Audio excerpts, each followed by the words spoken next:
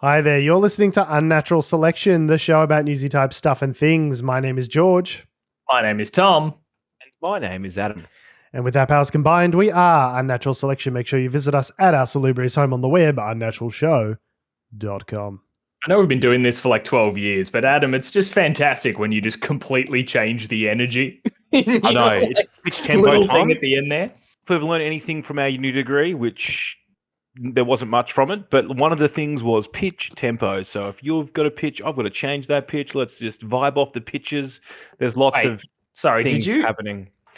Did you do a music degree? No. Pitch and tempo and things. No. I thought we did the same degree. I didn't do a music degree. I think you might have wandered into the wrong lecture hall or something. Maybe I really wasn't paying attention for the whole Took some 3 years. weird units, in as an elective. But yeah, anyway, so that's a sidebar. We all went to uni together, for those who may be listening for the first time, and we are now old and no longer working in our profession. I thought you were going to say we went to uni with some weird units, which was also true. That's also true. Also true. I mean, if you didn't have any weird units in your cohort, I feel you haven't done the university experience kind of properly. Remember Dave Basson?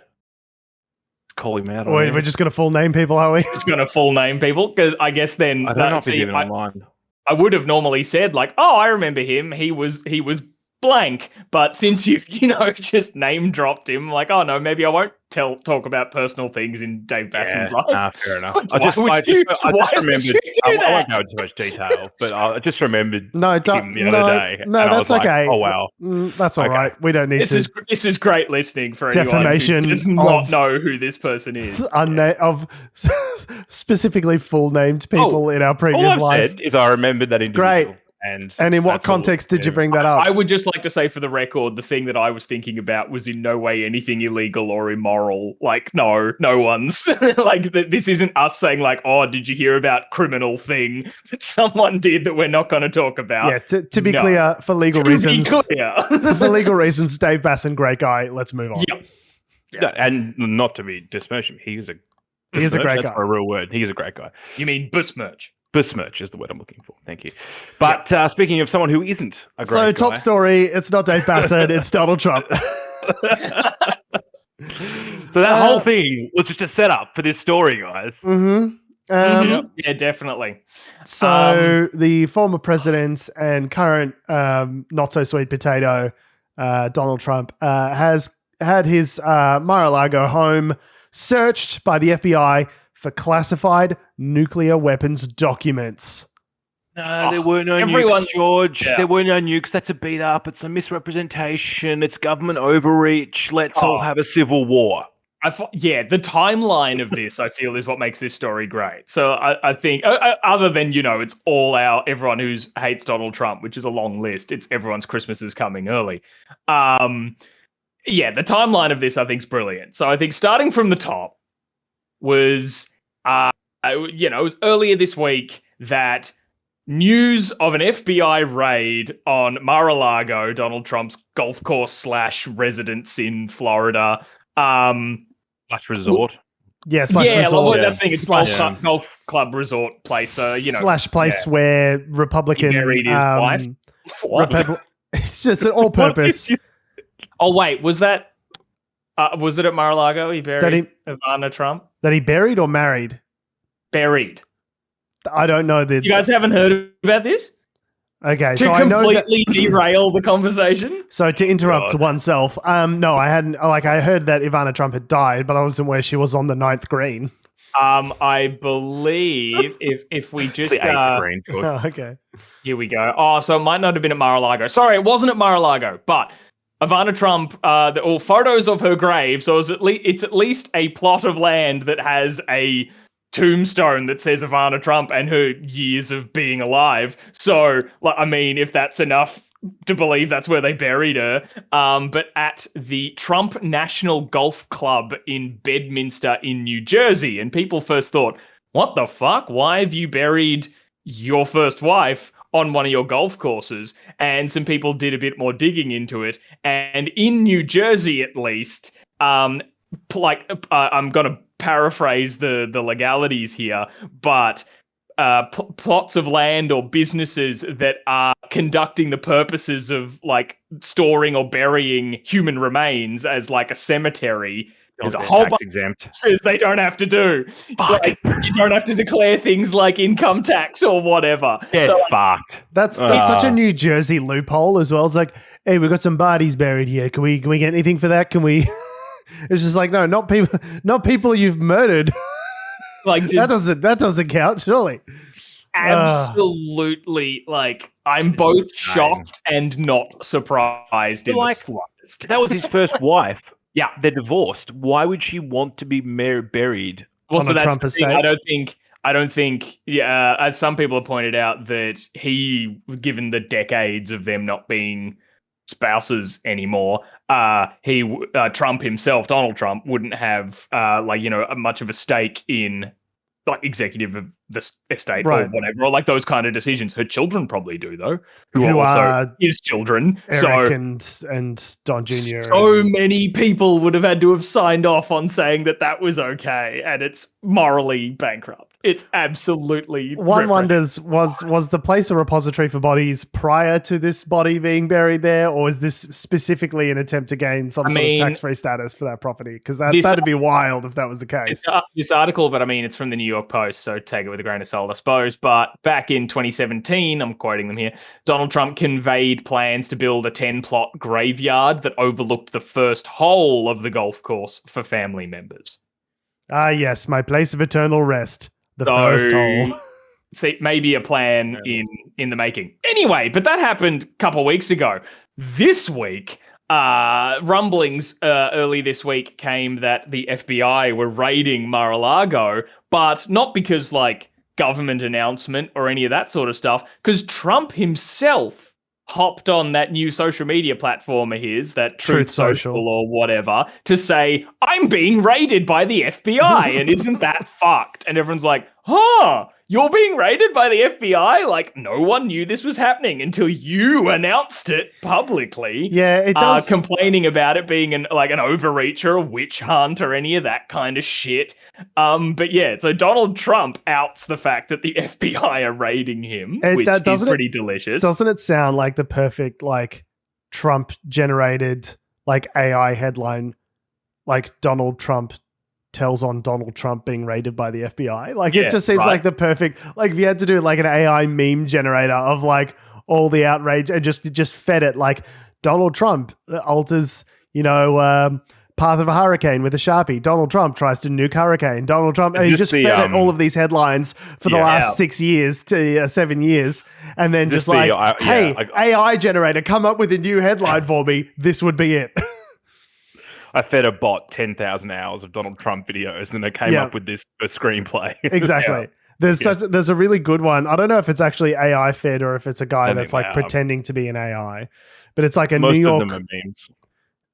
I think it's it's like the New York Times pitch bot, and the handle is at Doug J Balloon, and it's just like, it's just like New York Times. It's like pitching New York Times headlines, but they're just like perfect. So like the latest one was the real winner in the attack on Salman Rushdie, Florida Governor Ron DeSantis. Just like, why? There's another one. Opinion. Put the nuclear codes on the blockchain by Andrew Yang. It's just like, it's just one like, just like shit posting unpopular opinions to liberals kind of thing. It's so good. Very clever. Taking the two things, palm fist. Yeah, literally palm fist. Third thing. Yes. So back to the raid though. Trump himself wasn't at Mar-a-Lago at the time. He was in New York at Trump Tower. I thought he was there. No, so he wasn't there. He was told that it happened. It happened at like 9 a.m. On Monday, I think US time or something like that. Well, presumably the FBI does those sorts of things. Like executing a warrant like that, you would probably want to do that when you know for a fact that Trump is not home to prevent potential evidence from being destroyed. Yeah. So they turned up in the morning with 24 FBI agents, which is like, it's serious when there's like It also is also a big place. A maxi cab full of FBI agents. Yeah. You know what I mean?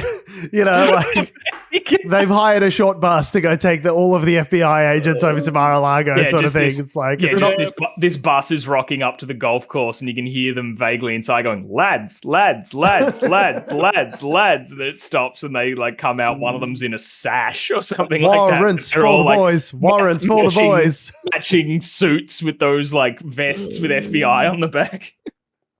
But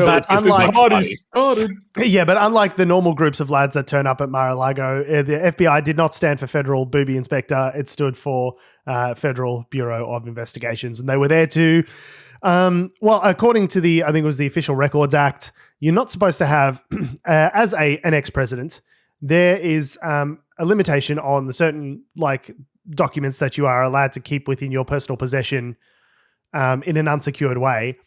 Namely, and most importantly, one might argue, given the existential threat of nuclear weapons, documentation relating to nuclear weapons. So, to be fair, they've released the actual evidence dossier, or whatever they call it, the receipt, if you will. Of like everything they took. 12 boxes of highly secure shit signed Donald Trump. It doesn't say nuclear codes, it just says box labeled. Okay, but Adam, if it were say in the receipt, exactly. what the secrets are. If it were nuclear codes, they're not going to put one box of nuclear codes, please.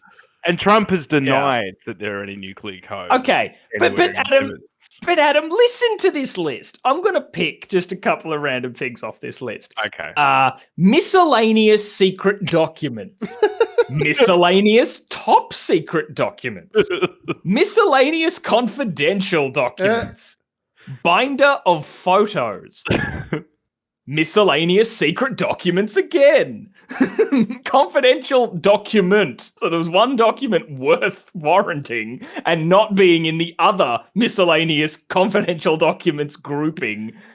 Miscellaneous top. Seems like there was a handwritten thing there going like really secret documents. Yeah. Miscellaneous confidential documents, boxes and boxes of crap. But then info RE President of France. Leather-bound box of documents. Oh, Various classified, top secret, and I've forgotten what this stands for, but CSI documents. I think CSI is one of the highest security clearance needed shit. Yeah, this is not only is this document, CI, right? Isn't that what I said? SCI. You're saying CSI, I think. Oh, whoops. Not only is this documentation of the highest level of security, and shouldn't be viewed by anyone other than this is it's higher than code level clearance. Even if you have the security clearance to access these kinds of documents, you're supposed to be read into the individual program itself that it relates to before you get access to these documents. So even if you're security level fucking Omega Bravo or whatever the top, even if you are the top of the top tier of the American security apparatus, you can't see specific documents relating to other programs. They're compartmentalized unless you have something to do with that program. So having it in Mar-a-Lago on a golf cart secured by a bike lock is probably almost certainly not legal way of storing they shouldn't even be in the president's possession after he's not president anymore. They should stay at the White House. Can we use the analogy of when you move out of a share house and you just end up with it's an almost extra sofa. You're the last person to move out of a share house. Is that yours? Oh yeah, that's mine. Just throw it in the back. I liken it to more. I go through every time I move, I go through my cupboards full of stuff, and you obviously find the binder where your birth certificate or whatever is it your personal documents. I'm like, do I need the folder that has all the lease agreement and other stuff for the property 2 properties ago that I lived in? I think you're good. Oh, no, I think I'd better hang on to this. This is classified. It's no, you don't need that. You don't need it. And the irony of all of this is just that, for all of the Trump supporters during his first election campaign in 2016 that were roasting Hillary for having a private email server in her house with documents on it that weren't classified at the time she received them, but were then later on classified. And then that caused a whole problem with the FBI and James Comey leading up to the 2016, 8 days before the 2016 election, and that they were opening up this investigation again. And like for all of the lock her up, crooked Hillary chanting that they were doing, they're like, yeah, but like Donald Trump should like just have loose papers on nukes in his third bedroom at Mar-a-Lago, secured by a single lock on the door from any passing staff member, janitor. Wasn't there a situation a while ago where there was like some Chinese national that got caught trying to break into Mar-a-Lago with like a laptop and thumb drives and stuff? Do you guys remember that? That was a couple of years ago. I do not have a recollection of that. But yeah, like this is, let's put it this way. It's not the fucking Pentagon. Anyone can just go there because it's a fucking resort and just spend money and be in the place. Like it is. Don't worry, George. The Russians have already been there. Yes. We didn't know. We just don't know about exactly. it. Yeah. Oh, also another thing just on the receipt, and actually item 1, so I can't believe I didn't read this out Yeah, first. that's what I was going to ask about. Is item 1, what is that? That is the documents of pardoning Roger Stone. Did he get pardoned in the end? He did get pardoned. Yeah, he was one of the, I guess I'm being kicked out. We'll pardon him an hour before I can't pardon people. Here we go. So this is a story, the Chinese national story that I mentioned was from 2020. I was just looking that up too. A Chinese woman who was acquitted of trespassing at US President Donald Trump's Mar-a-Lago resort in Florida was sentenced to 6 months in jail on Friday on a separate charge of resisting arrest. So Jing Li, 56, was the second Chinese national to be arrested for trespassing last year at the resort where Trump often visits. Her prosecution was left to local rather than federal authorities as the president was not president on December 18 when she entered the property and began taking pictures. Like it is... It's Fort Knox, basically, is what we're saying. It's incredibly secure, is my point. Incredibly secure. Super secure. Trump's been having a yell about all this. Also this week in like not directly related to the raid, but also Donald Trump has been facing other criminal activity allegations in a case around the Trump organization and their finances. I don't have the details, so let's not go into that. But anyway, he's been asked to testify about it, and he is that the took Tish the James?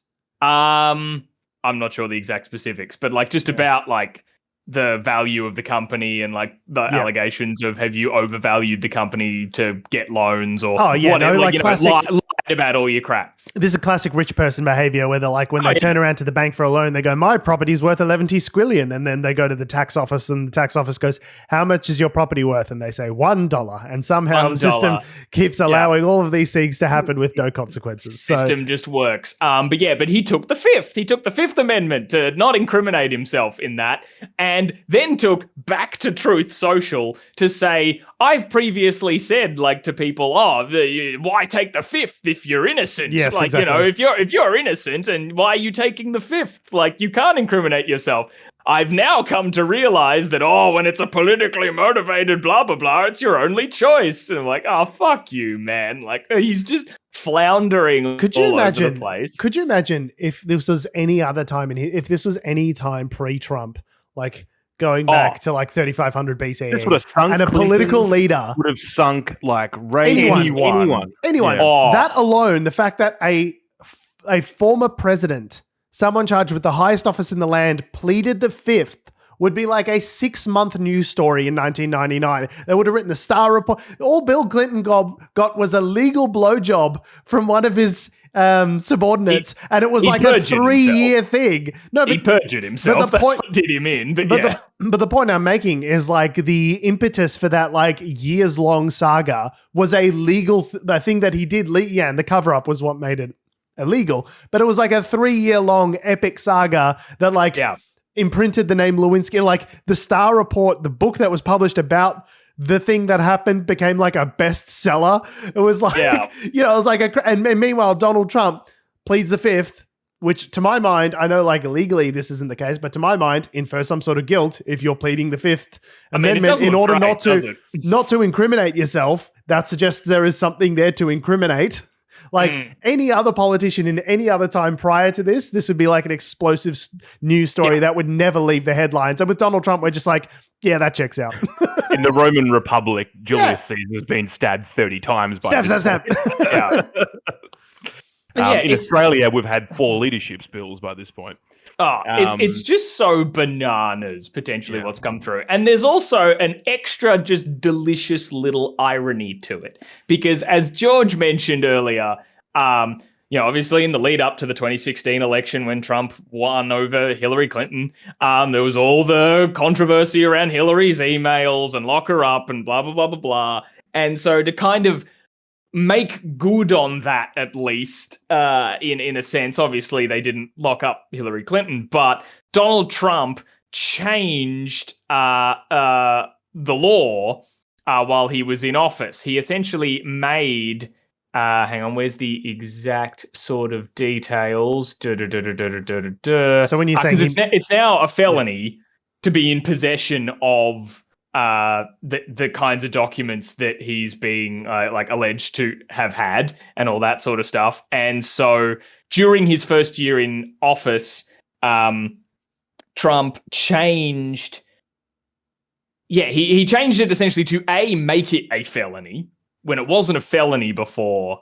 To sort of do a lot of this sort of stuff. There's the Espionage Act is one thing. That's a bit different. But he essentially made it a felony and then also changed the penalty. The penalty is now up to 5 years in prison rather than 1 year, which it previously was. So the irony being, if he hadn't have signed this change into law himself, he would not be the potential victim of having broken the law that he signed in. Yeah.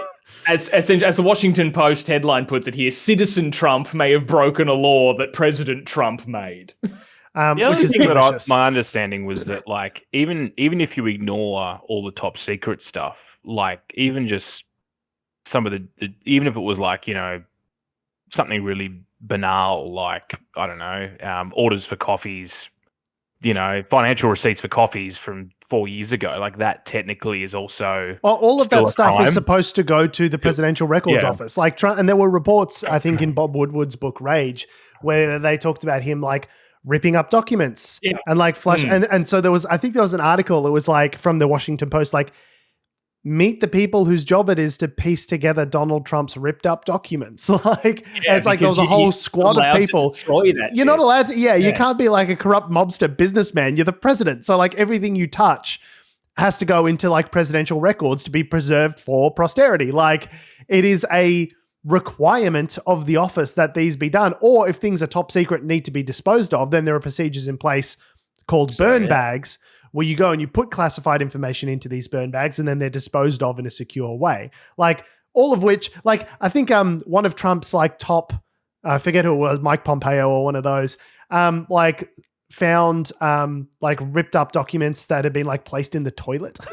Donald Trump had just I've like seen those photos. Yeah. I can't remember who it was, but this is recently I heard about it, where it was just like, there has been all manner of like inappropriately disposing of documents during the Trump presidency. So I'm like, color me exactly 0% fucking surprised that this turns out to be the case. Anything, even I remember the guys from the Pod Save America, who used to be Obama staffers, said that they would go into meetings and they would know there are certain meetings that you should not take notes for, because if you have notes, then that becomes part of a chain of like presidential records. So like you need to be smart about which meetings you take notes on and which ones are like for my brain only.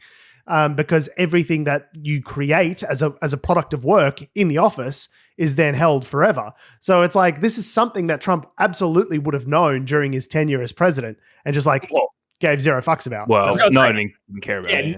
I think, maybe let's draw the line between known and was told. Like, it's the thing, like he probably wasn't listening. He was probably, I don't know, thinking about McDonald's. I don't know. What does Trump think and about? To be fair, like a lot of people have just gone, the FBI is just like gone rogue and they're doing what they want. But like, this is politically motivated. I thought you guys loved the FBI. I thought you loved the FBI when they were investigating Hillary.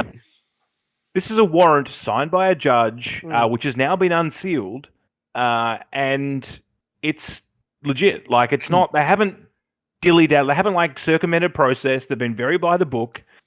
And you can just see like the tweets from like Mike Pence, who like is another example. Like, literally the same thing we were just talking about Hillary, like being the people should be held to account. People in power should be held to account. And then literally 2 days ago being like, oh, it's government overreach. Unless, of course, it's my people that are being held to account. The cognitive gymnastics. Yes. That the Republican movement are currently, and there are people calling for civil war in America over this right now. I mean, this is just Twitter fucking noise, right? Yeah. But there are people that are tweeting, let's pack your bags, let's go to civil war about this. No, you're absolutely right, Adam. There are Russian bots that are actively tweeting, let's go to civil war over this American injustice. There's also though lots of like these. I saw a thread of these dudes who use TikTok, I guess, to just rant at the camera about the militias that they claim to have set up and all that sort of stuff. And it's pretty fucking terrifying shit. Yeah. Like, hopefully it's just all grandstanding bullshit of them just being like, my rights, my freedoms, and they aren't actually domestic terrorists. Yeah, but fingers crossed. But you're right, Adam. It does go to show, the gold medal for cognitive gymnastics would absolutely go to the Republican Party every time. Like, high degree of difficulty. We're turning it from wanting to lock Hillary Clinton up to saying it's government overreach and double twist with a pike, and he's landed it. Well done. And these are the same people that are all like, America, fuck yeah. And then when it comes to something that's potentially endangering, the national potential, I don't know, potentially national security, depending on what's in these documents. It's government overreach. I just can't. But that's exactly. It just shows them to be the hollow partisan bad faith hacks that we've always known them to be, right? It's so dumb. It's so dumb, George. It's regressively stupid. America. I just let's say it's the Hillary that they're all willing to die on. And then is this thing on? Hang on. I knew it was coming, and I was trying not to laugh again. Is this thing on? Absolute madness. Because you're absolutely right. Just the fact that they're screaming here that investigating Trump for doing this is politically motivated, like they're calling for Hillary wasn't. It's like, you can say they both are, that's fine, but no, you can't say one or the other. Because he's got the not primaries. Midterms. Well, yeah, I mean the midterms are coming up. Midterms are coming up, so obviously there's a motivation there. Well, there's both actually. Well, there's two things coming up. And the Republicans are trying to use that, but then also Trump is trying to get his election campaign started for the next thing. There's a few things going on because there is internal guidance from the Department of Justice that someone who is a declared political candidate should not be indicted on criminal charges for the chaos that it would induce in this. I know, right? So it's surely you would just murder someone and then declare your campaign for presidency. Listeners can't see my face right now, but hearing that it's someone running for president should not be looked into. Once they're running for president, no, don't indict them in any kind of criminal stuff. They're busy. They've got shit going on. They don't have time to answer for all the bodies that were found in their backyard. What? They're running for president, Brad. He's busy.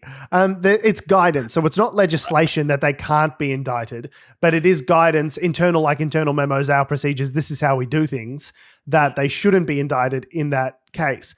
Now, so Trump, I guess, facing down potential actual criminal charges, is faced with two options. Do I declare early and potentially sidestep an indictment? But if I do that before the midterms, that might fuck the Republicans. So the Republican establishment don't want him to declare early, right? Because an attachment with him, because he's so unpopular as a political figure that it might endanger down ballot Republicans in the midterms coming up. But he's got the personal motivation of, if I declare early, then I might escape prosecution. This whole thing reminds me a little bit of Al Capone. I don't know if you guys know the story of Al Capone. Tax evasion. But they never got Al Capone on drug running or racketeering or any of those sorts of things. They got him on tax evasion, right? So I kind of feel like this is one of those things where it's we're not going to get you on January 6th. The law on incitement is too sort of niche and defined. And he didn't necessarily say anything direct, let's tear down the fucking White House and murder Mike Pence. But this might be the thing where it's like a clear violation of law.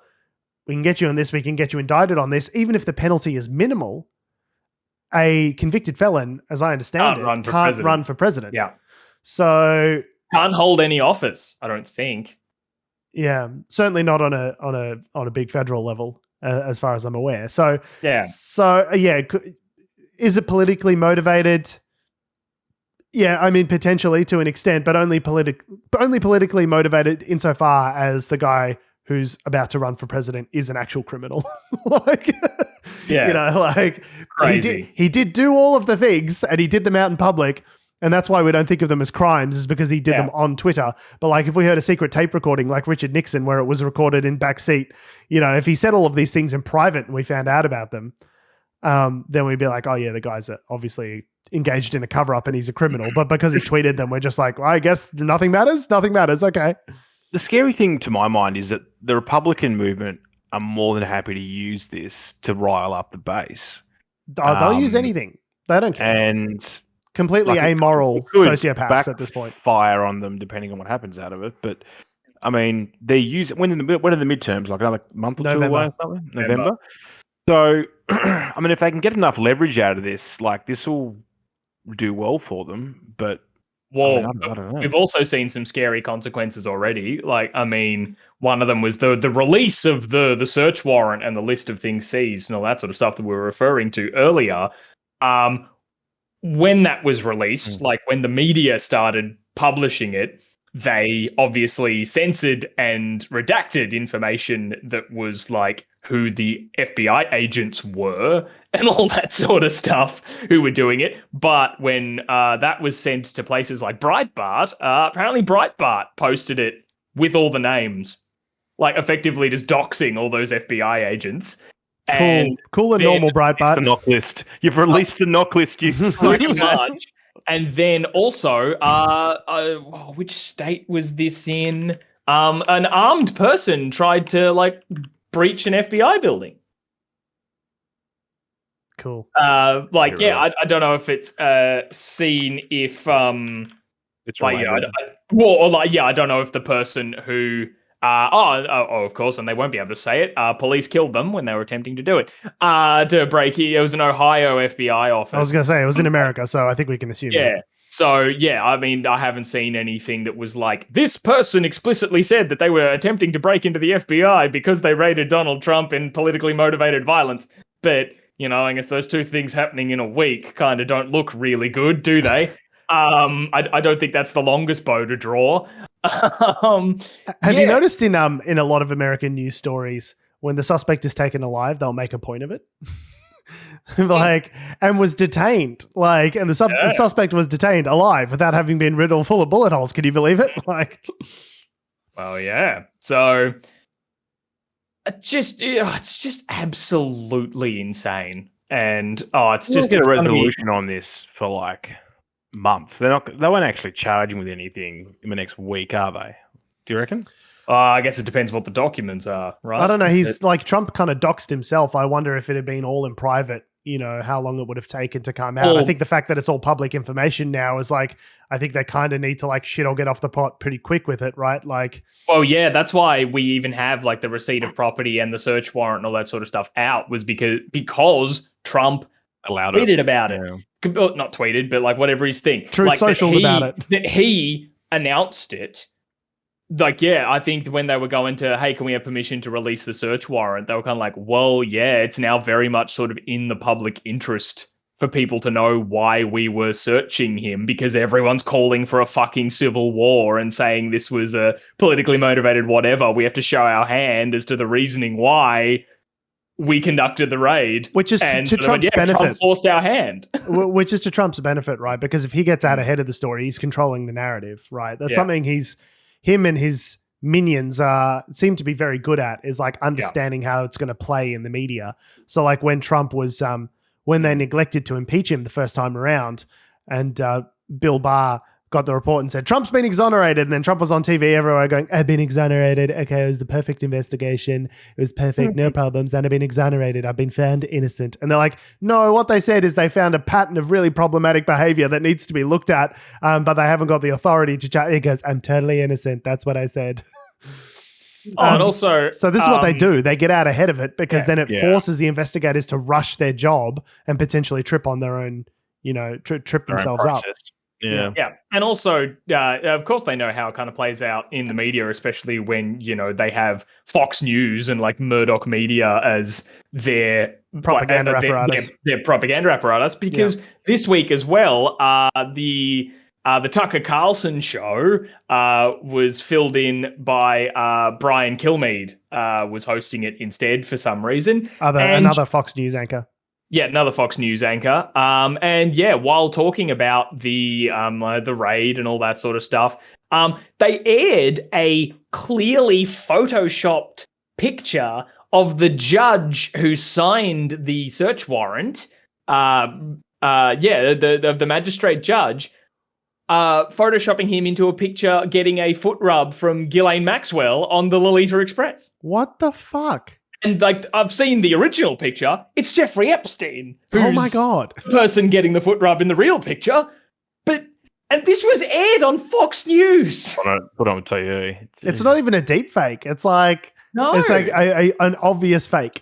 It was the shallowest fake. And I mean, quoting The Guardian here, but it was like, Brian Kilmeade showed viewers a digitally altered photo of the judge holding a bottle of liquor and a pack of Oreos while sitting across from Ghislaine Maxwell with his feet in her lap. And Kilmeade said, this is the judge in charge of the warrant, and we'll see if he's going to release it next. He likes Oreos and whiskey. Oh my God. It's not a real picture.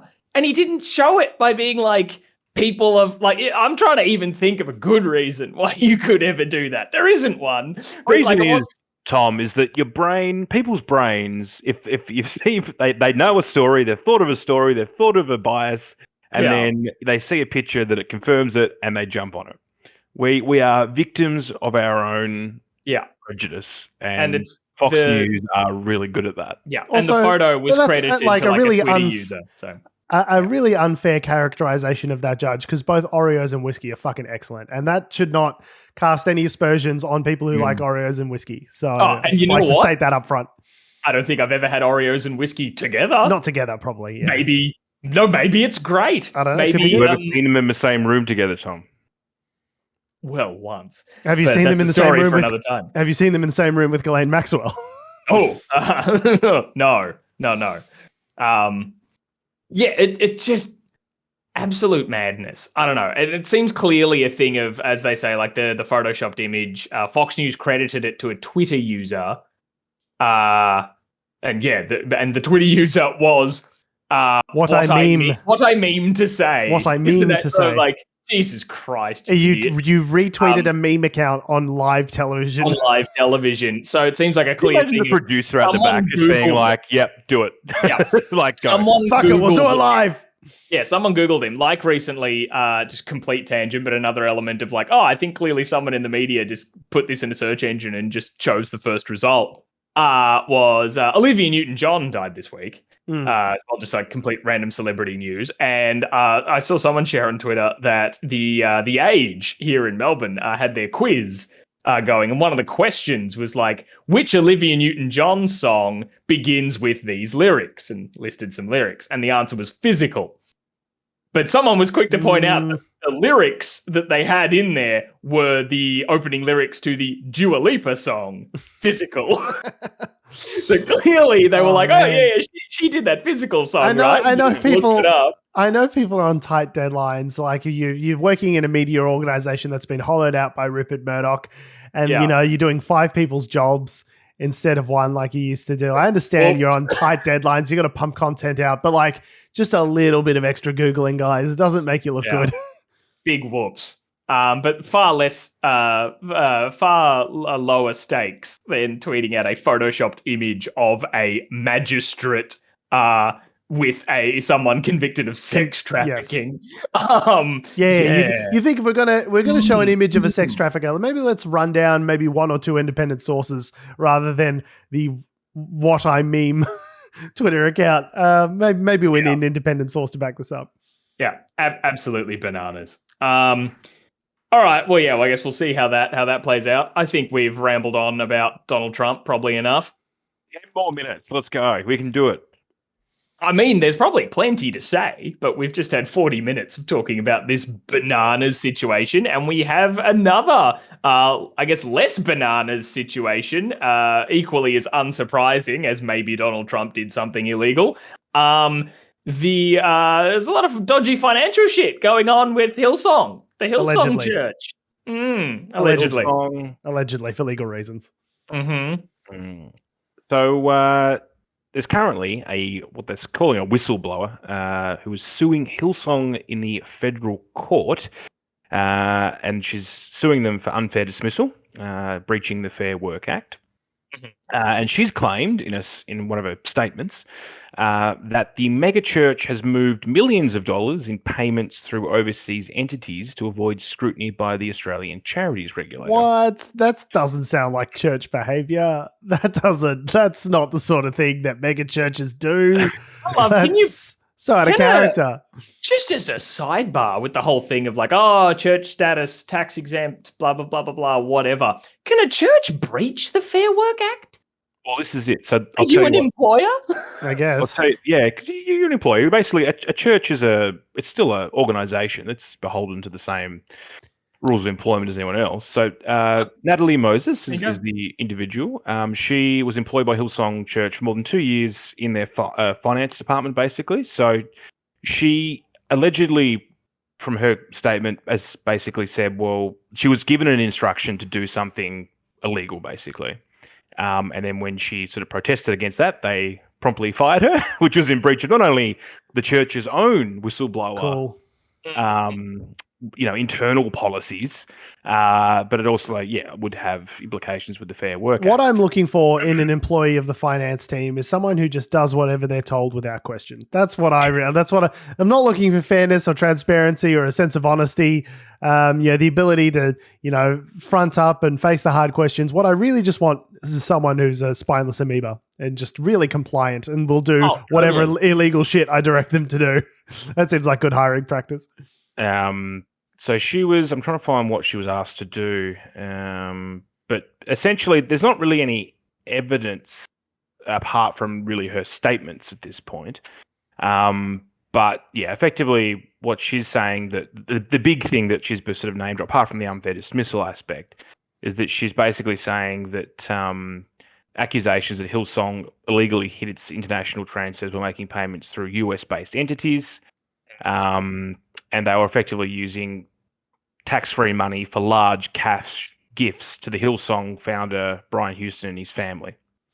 Now, so essentially, what they're being accused of is treating their money like alleged pedophile priests and just moving them around.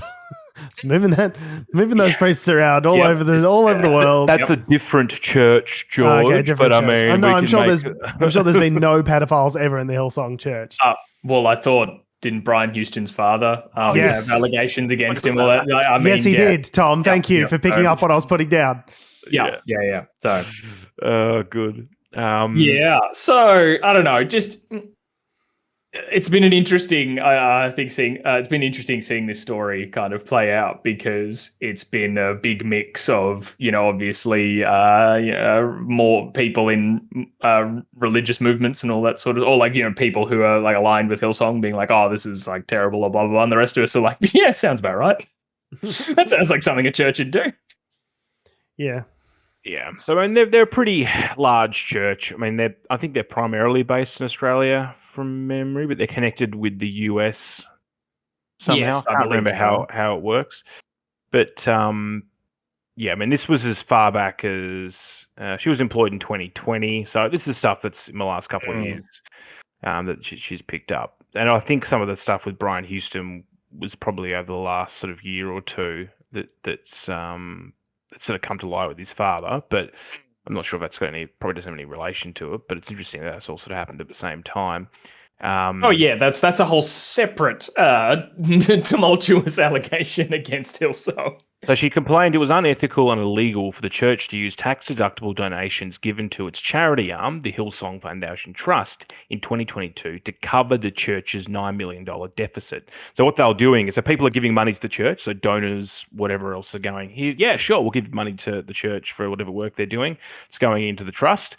Then they're taking money out of that trust and they're giving it to the business aspect of the church to cover its losses. I believe the religious way of describing this would be robbing Peter to pay Paul. Yes. Yes.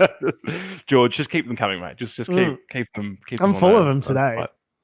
I just like this little tidbit sort of down the bottom where sorry, what was her name again? Ms. Moses. Yep.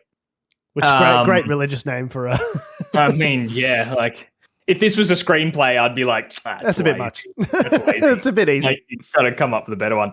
But was that Miss Moses said that they're having a telephone call with the chief financial officer, Peter Ridley, saying it was unethical and illegal for the church to use tax-deductible donations given its charity arm. Given to its charity arm in 2022 to cover the $9 million deficit that Adam talked about before. And so the Hillsong Foundation Trust's stated mission is, quote, to bring care and justice to vulnerable groups in the name of Jesus. But Ms. Moses alleges... What if the vulnerable group is the CFO of the Hillsong organization? He could be a vulnerable group as well. But Ms. Moses alleges during the telephone call, Mr. Ridley, the CFO, quote, became angry and dismissive and said he just did not understand what Ms. Moses' problem was. Yeah, angry. Doing it like this for 20 years. Yeah. yeah. And that's what you want out of a CFO when someone raises a compliance concern, is to become angry and defensive. That's a sure sign of innocence as I've ever seen. Yeah, it's just be like, I don't think we can just take money out of the charity to go into the thing. What is your problem? It's like, why are you being such a bitch? I think that's illegal. Again, what's the issue here? But this was I believe this might have been after the ACNC had commenced an investigation into Hillsong to determine if the church was complying with its legal obligation. It was around the same time. So it was like, yeah, it's not as though you're just like moving paper around, doing your job, and they've asked you to do something you're not comfortable with. But if they're asking you to do something that you're not comfortable with, allegedly, in the face of an investigation from the people who administer non-for-profit groups and how they are being and how they're operating, which is the job of the ACNC, is to make sure that they're the Australian Charities and Non-for-Profits Commission. That's what they do, is investigate charities to make sure that they're being compliant. Then that's another situation entirely. So, yeah, it goes to show that Hillsong is a business, and the Catholic Church is as well, right? Like it reminds me of that scene in The Founder about the guy from McDonald's. He goes, "You're not in the burger business. You're in the real estate business." It's like, you're not in the God business. You're in the taking money and putting it in your own pocket business. Like, you look at, like, it's not their services are concerts, which would have lighting technicians, sound technicians. Yeah, it's a business. It's a business, and every large religious organization. And I kind of feel like it's, speaking in generalities, I think any time you get a sufficiently large religious-based business structure like this, which is essentially a corporation, it feels like it is inevitable that it falls into some kind of like corruption and mismanagement. Like you look at the Catholic Church, you look at the Mormon Church, you look at all of these like mega churches, these evangelical prosperity gospel churches in the US, where it's like, donate $500 to Jesus so I can buy a jet. It's like this. It seems like inevitable that when these groups get to a certain size, it just kind of happens. Doesn't work, right? Yeah. And so the stuff that they're producing, the cultural aspect, the ritualistic aspect of the church is expensive. So no wonder the church is running at a deficit. Right.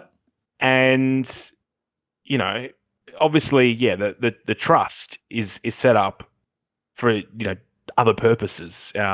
So yeah, I mean, it probably happens all the bloody time, to be honest, in different churches, but it's interesting that she's come forward and, this is last year. Like, how long's this potentially been going on for? Like, this is why, if it's true, like, how long has this been going on for? Huge if true. This is, I think, a good an argument as any as to why these churches should not be afforded tax exempt status. Like, it's just like we keep seeing examples of this again and again and again, where these sorts of charities, quote unquote, are exempt from the kind of normal control. Like, if this was a publicly listed company, there would be all sorts of reporting and, there's all of your figures have to be publicly listed. You have to be accountable if you're a public organization. You have to do independent audits, like multiple independent audits a year for outside people, accountancy firms to come in and say, okay, is this all legit? Is the money going where they say it's going? Like, even the most corrupt public company that you've heard of doesn't do as much fuckery as these private organizations that have no accountability. So, the whole thing with Enron collapsing was that they were, sort of playing 3-card Monty with cash and saying we're taking cash from over here and we're putting it over here and sort of misrepresenting their accounting figures. And even that was more accountable than this. So it's a serious thing that needs, I'm not just saying it because I'm an atheist, or maybe I am just saying it because I'm an atheist, but like, these churches do not deserve tax exempt status. It is a privilege that you get to operate an organization without the burden of tax paid to the federal government that no one else gets to take advantage of. It's really just these specific kinds of organizations that get this kind of sheltering. So if they continually, repeatedly prove themselves unworthy of that benefit, it should be taken away from them. Yeah. We're not saying every religion, fits this bill, but there seems to be some threads, particularly in the Christianity aspect of it, when you start, and, again, you look at the evangelical stuff from the US, it's oh yeah, the mega church and like televangelist kind of stuff's just horrific.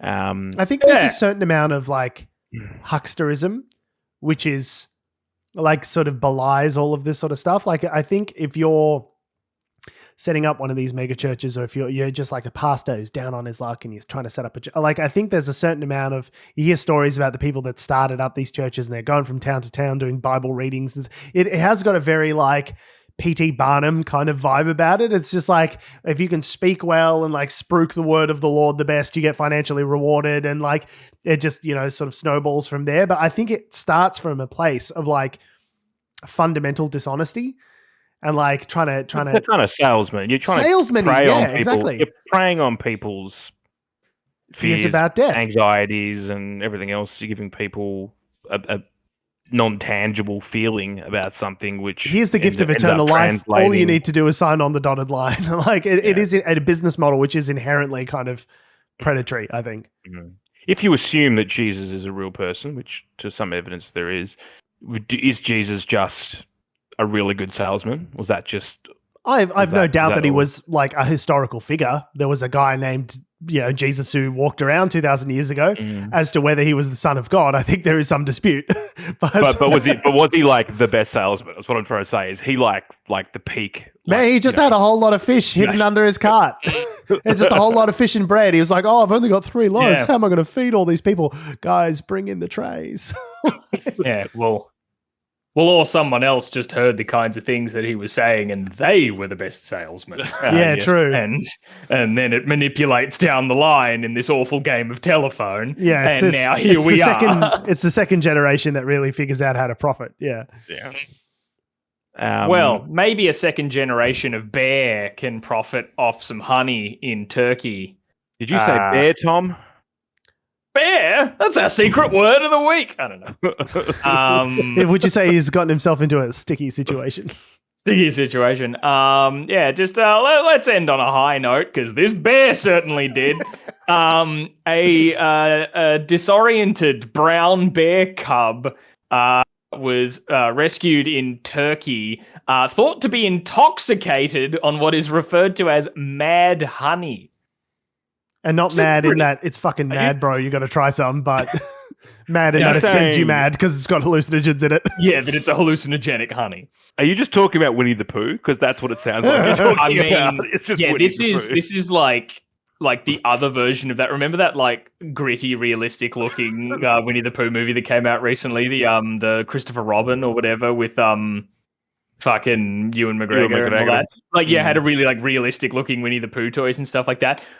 OG Winnie the Pooh is in public domain now, so people are starting to make stuff like horror movies with Winnie the Pooh iconography and all that sort of stuff. I reckon like some kind of, drug trip Pineapple Express maniac film could be made with Winnie the Pooh and Mad Honey from Turkey. The honey. Can we show the video? He's pretty cute. He's pretty cute. Let's have a look at the video. I don't know. Tom, I'll set it up. Yeah. So Mad Honey, so it's according to the article here from the ABC, originated in Turkey's Black Sea region and is produced in rather small quantities. Legal to buy and sell in most countries, but it attracts quite high prices, obviously, because small amounts can cause lightheadedness, feelings of euphoria, and even hallucinations. I think we need to plan a Europe trip. They are produced by bees of a certain type of rhododendron. Rhododendron. So the bear's okay. Let's also just specify this. The bear was taken to a vet and they were like, he'll be fine, maybe hungover as fuck, but they're gonna like take care of him for a few days and then release the bear back out. That's gotta be nuts for the bear, right? Because the bear won't understand what's happened. It's not like us where we're like, oh, I had a big night last night and oh man, like I don't really remember what's going on, but I do remember that I was drinking with mates. So, oh man, I clearly drank too much and there's some blank spots and fuck, I gotta go to work. Whilst this bear would be like, honey, and then scene missing, suddenly they're elsewhere, and they're just a bit like, oh, well, better go scratch my back against a tree, and they have no idea what happened. Yeah. Like, that bear could have done anything. That bear could have, like, founded its own Hillsong, for all it knows. It's got no context as to what's going on. Anyway, have you got the video queued up? I do. It's probably not going to be super elucidating for our audio listeners because it's basically just a bear groaning. But if you want to follow us on YouTube, youtube.com/unnatural show and see the video, you're welcome to do that. So here we go. Oh. Yeah. So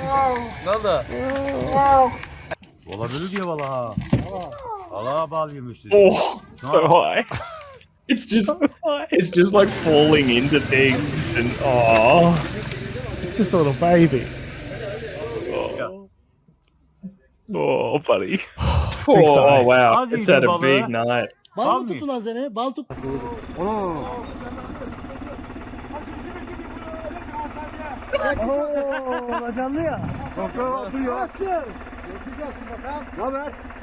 he's so high. It's so cute. It's that last little bit at the end where the bear kind of just falls to the edge of, like, it's in the back of like a ute or a pickup truck sort of thing. I'm just going boom to the edge, and just was kind of like, the wide-eyed but sideways look, like over the looking out into the distance, the kind of thing of like, oh, something's going on over there, but I can't turn my head far enough because I'm so wasted right now. But what is happening? Like the scene at the start of the movie where he goes, you're probably wondering how I ended up in this situation. Yeah. Yep. That's me. I'm the bear. He's very, very cute. I mean, those things will rip your face off, but very cute. That's not me. Not when they're blazed. That's me, Hasim the Pooh. Just hanging out. Good. So it reminds me of, just before you go into the history, it kind of reminds me of a story. I don't know if I've publicly shared this, but my sister's dog Romeo, who's featured on the show. The little cute one. He's I think he's just small. Yeah, we came to disagreements about this as to whether he was cute. I reckon he's ugly. He's ugly cute in that he's got this. So he's half Chihuahua, half Jack Russell, and he's got these bug eyes that bulge out of his head like fucking Stephen Buscemi. But anyway, he's kind of he's weird looking, but he is kind of a cutie at the same time because of how weird he looks. Anyway, so funny story. I don't think my sister knows this, but my mum back in the day, it's a couple of years ago now, dropped one of her antidepressants on the floor And Romeo just gobbled it up straight away. And Mom's like, do I take him to the hospital? Is he going to die? What's going to happen? Anyway, let's see what happens. Let's see what happens. And Romeo was just high as fuck, bro. He was just like staring at the ceiling, the corner of the ceiling, like looking around as though there were things there. He was like backing up into the corner, like he was freaking out, just flipping out at some hallucinogenic shit. Like he was fine, but obviously, yeah, don't give Lexapro to dogs is the lesson that we learnt there. It's just a real bad trip. And just like that same kind of like frightened, wide-eyed, but also physically incapacitated look was kind of what that reminded me of with the bear. So. I would have been straight to the damn vet. If 100%. my cat eats something that I'm like, oh my 100%. God, is that going to kill him? I was like, straight away. Why didn't you take him to the vet? It's just I honestly man. didn't think about it. I was just like worried I was going to get into trouble.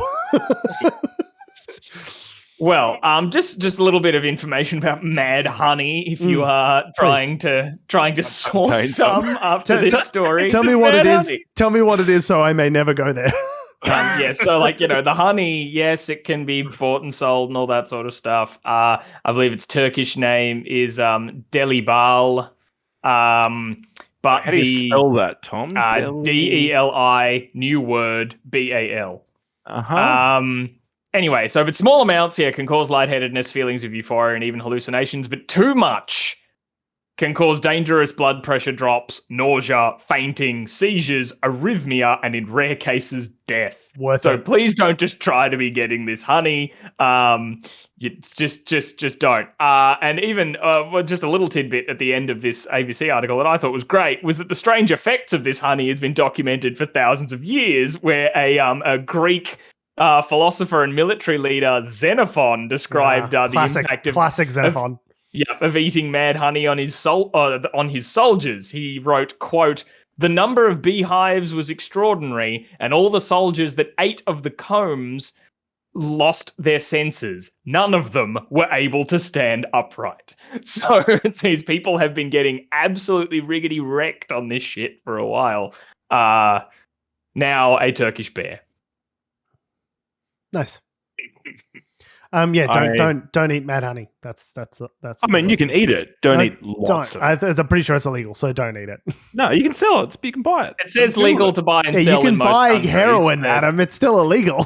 No, but it's legal. This specifies that it's legal to buy and sell it around, so it's not a banned substance. I don't know if in Australia specifically. Yeah, in Australia, I'm assuming. In certain places, yes, it is legal to buy and sell, apparently. But please go to DFAT for all relevant laws and regulations in your region. Don't rush out and try and get some and just eat a whole jar of it, because it can kill you, apparently. So yeah, just a little PSA there. While it's kind of funny to see a drunk bear, no, don't just eat fistfuls of this stuff. I don't know if it's a Turkish thing. They all seem real comfortable with having like a man-sized bear in the backseat of this ute. They're all just like, ha, speaking Turkish. I'm like, there is a bear, a high as fuck bear in the boot of your car. I would be a little more circumspect. I don't know if it's just like the camera seems real close to the drunk bear.